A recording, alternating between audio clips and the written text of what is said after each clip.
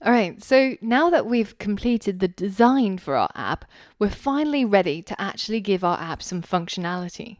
And the first thing we have to do is we have to detect when a user actually clicks on one of the images.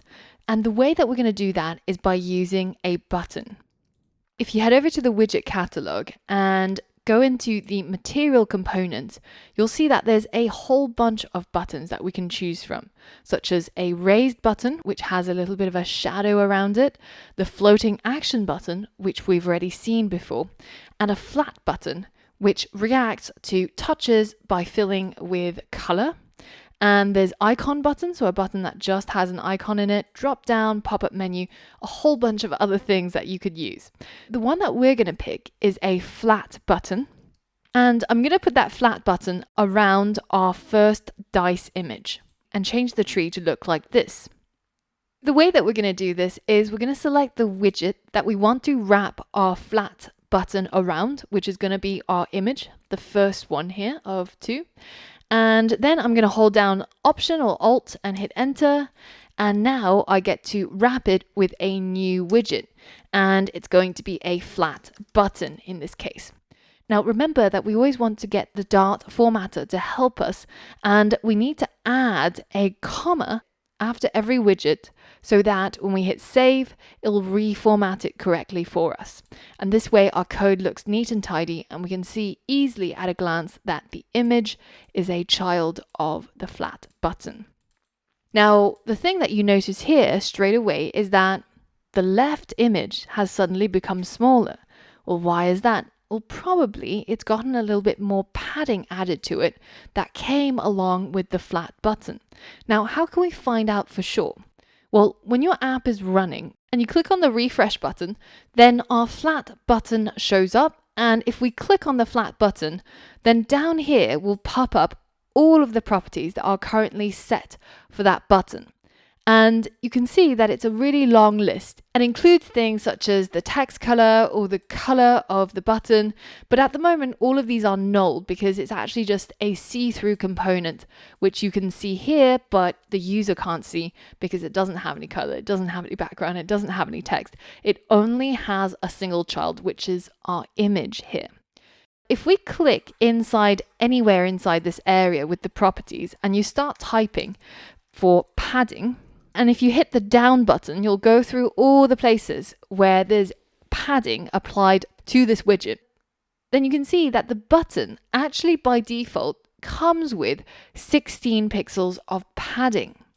So there's padding that's applied to the left and the right, which is why the image that's inside our flat button is actually even smaller than the one that isn't inside a flat button. To fix this and get it back to the appearance that we had before, all we need to do is just to remove the padding that we applied and use the one that came from the button. So let's hit save, and you can see all we have now is the padding that's from our button. And if I refresh that, then my padding disappears. All I'm left with is my button. And let's click somewhere around here and start typing padding. And if I go down a bit, you can see all we have now is the padding that came with the button, which is 16 from the left and 16 from the right. And if I just enable the debug paint, then you can see that my button is this box right here, and it's got 16 pixels from the left and 16 pixels from the right. And this particular notation has 4 values going from left to top to right to bottom, kind of in a circle, if you will. And again, this is very similar to what happens on the web.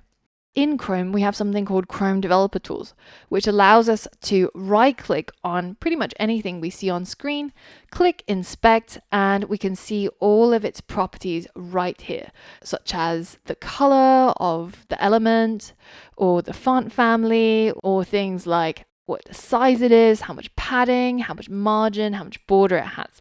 So this is very, very similar. So sometimes when you're confused why something looks a certain way, it might help to dig into these properties inside the Flutter inspector. But right now I'm going to pop it away, and I'm going to go ahead and remove the padding from my second button and also embed this image inside a flat button. Now you can play around with which button you decide to choose. So the other popular one is the raised button. And if you just hit save, you'll notice that it comes with a color, it comes with some shadow, but it's actually not really what we want it to look like. All we want is just the image to appear as the button itself. So in this case, a flat button works perfectly. Now that we've seen how the flat button looks, it's time to actually make it do something. And if you notice right here in the margin on the right, we have these little yellow lines. And Android Studio does this whenever it tries to warn you that something might be wrong with your code. So we'll see this inside Dart Analysis as well.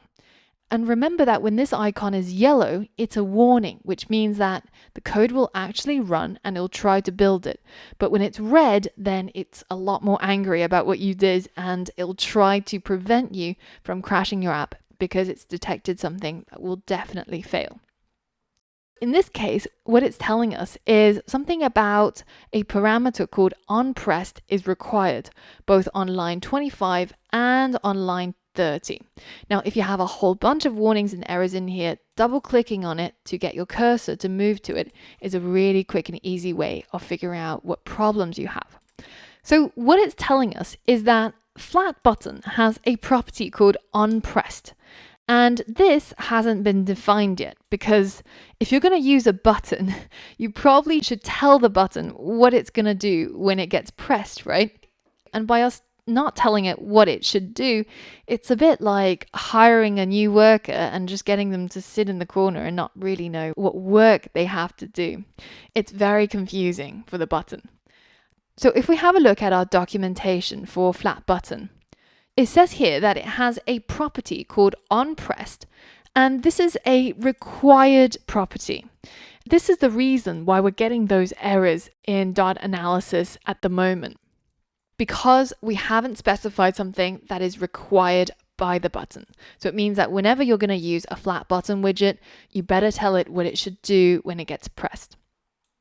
Now, if you scroll down the list of properties, you'll find our onPressed property. And it says here in the documentation that this expects something called a void callback when the button is tapped or otherwise activated. So basically, when you press the button, what it should do. And if we click on this void callback, it tells you that this is something that have no arguments and return no data. So the way that we would write this is simply a set of parentheses which are empty, and it's empty because there are no arguments or no inputs going into this void callback. And then we have a set of parentheses which is going to contain what should happen when this flat button is pressed. So this together is a void callback. And if you come from other programming languages, you might know this as an anonymous function. Now, in the next lesson, we're going to dig into this in a lot more detail if you're unfamiliar with functions and arguments and inputs and outputs. But for now, all you need to understand is that inside this set of curly braces is what will happen when the flat button gets pressed. So here we can write some code. So for example, let me write a simple print statement. So this is a function that will print whatever I put inside the parentheses. And inside the parentheses are the inputs that I'm going to give to this function to tell it what it should print. So in this case, I'm going to say left button got pressed. And then we'll close off the function with a semicolon. And now if I hit save, and when I press on this button right here, what we expect to happen is the flat button that I'm pressing on will detect a touch event, and it will trigger this part onPressed.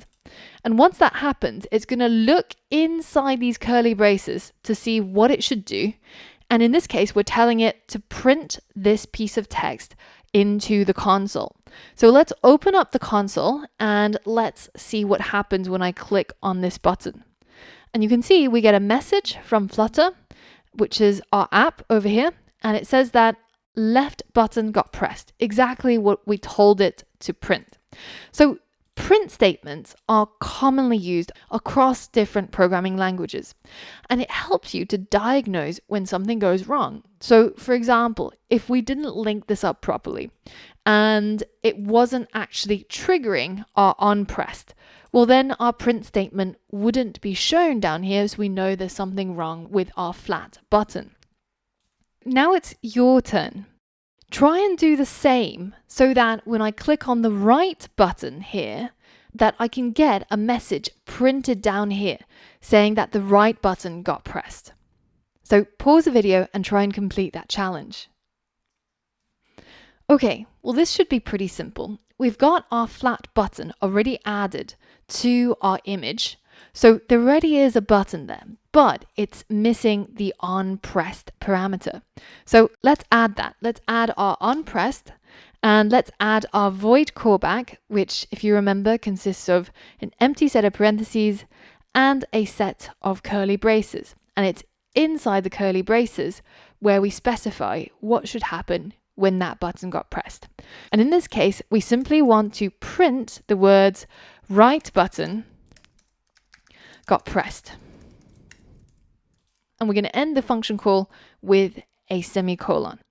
And now if I hit save and hot reload my app, now if I click on the right side, I get right button got pressed printed. If I click on the left side, I get left button got pressed. So in this lesson, we've created a flat button widget, and we've specified what should happen when it gets pressed. And we've seen that we can use print statements to print text that we write into the console so that we as the developer know what's going on. But the user doesn't, right? All the user sees is what's on screen here. And they're seeing that when I click on it, there's this sort of animation that makes it look like something's happening, but actually nothing's happening. So the app must be broken. Well, we know that it's actually working perfectly fine, but we just need to be able to update the images when the user clicks on the buttons so that the appearance of the app updates when the user interacts with it. Now, we're going to cover that and more in the coming lessons. So once you're ready, I'll see you on the next lesson.